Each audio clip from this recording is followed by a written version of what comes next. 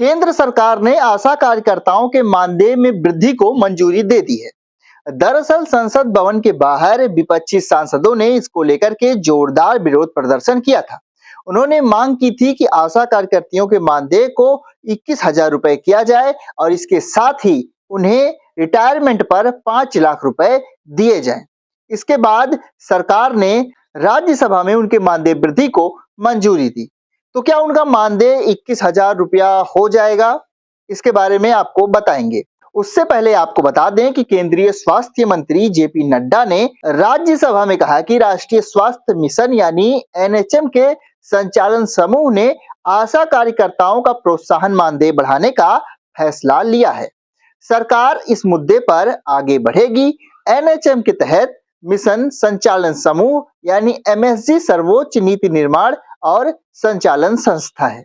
राज्यसभा में पूरक प्रश्नों का उत्तर देते हुए जेपी नड्डा ने कहा कि आशा कार्यकर्ता बहुत अच्छा काम कर रही हैं। जमीनी स्तर पर उनके प्रयासों से मातृ मृत्यु दर, आईएमआर यानी शिशु मृत्यु दर और 5 वर्ष से कम आयु के बच्चों की मृत्यु दर के स्तर को कम करने में मदद मिली है। कुछ राज्यों से आशा कार्यकर्ताओं के पारिश्रमिक को बढ़ाने को लेकर मांग उठ रही थी, जिसके लिए एमएसजी ने अनुमति दी है और हम इस मुद्दे पर आगे बढ़ेंगे। तो ये राज्यसभा में आशा कार्यकर्ताओं के बारे में जेपी नड्डा ने कहा और उन्होंने आशा कार्मिकों के मानदेय वृद्धि के प्रस्ताव पर अपनी मंजूरी दे दी। आइए आपको सबसे पहले जेपी नड्डा ने आशा कार्यकर्तियों को लेकर के क्या कहा है उसे आपको दिखाते हैं। हम आपको बता दें उनका ये भाषण इंग्लिश में है, लेकिन हमने आपकी सुविधा के लिए इसे हिंदी में तैयार किया है। आप देखिए। महोदय, जब हम ग्रामीण क्षेत्रों में स्वास्थ्य के बुनियादी ढांचे की बात करते हैं तो आशा एक बहुत ही महत्वपूर्ण भूमिका निभाती हैं। इसलिए मेरा माननीय मंत्री जी से प्रश्न है कि क्या उनका दर्जा स्कीम वर्कर से ऊपर उठाने की कोई संभावना है और उनके वेतन में वृद्धि करने की कोई योजना है? Thank you. धन्यवाद।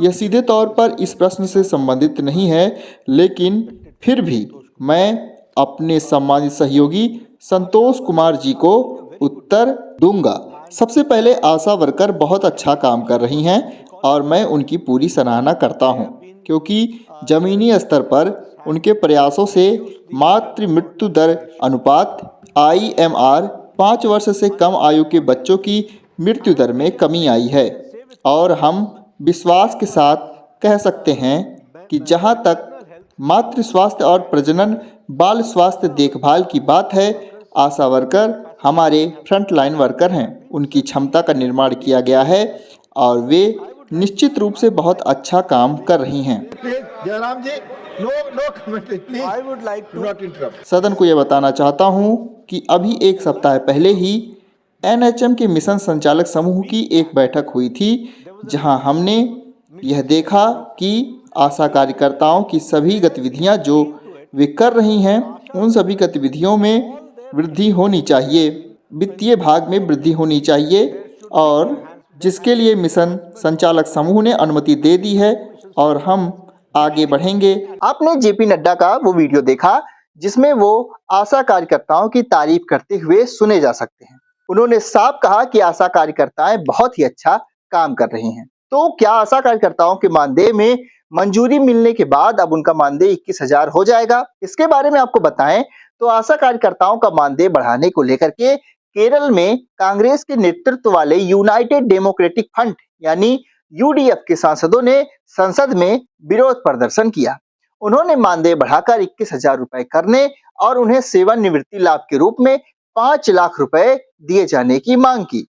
यानी कि विपक्ष की तरफ से आशा कार्यकर्ताओं को 21,000 रुपए प्रतिमाह मानदेय देने और साथ ही रिटायरमेंट पर 5 लाख रुपए देने की मांग की है। हालांकि मानदेय बढ़ोतरी पर तो मंजूरी मिल गई है केंद्र सरकार की, लेकिन अभी ये नहीं तय है कि आशा कार्यकर्ताओं के मानदेय में कितनी बढ़ोतरी की जाएगी। आगे हम इस खबर पर अपनी नजर बनाए रहेंगे। जो भी अपडेट होती है केंद्र सरकार की तरफ से वो हम आपको बताएंगे, तो आप एनएस नाउ पर बने रहिएगा। अगर आपने अभी तक चैनल को सब्सक्राइब नहीं किया है तो सब्सक्राइब जरूर कर लें, क्योंकि इस बारे में जो भी अपडेट होगी तो आप सबसे पहले इसे एनएस नाउ पर ही देखेंगे। तो चलते हैं, मिलते हैं अगली किसी अपडेट के साथ। तब तक के लिए नमस्कार।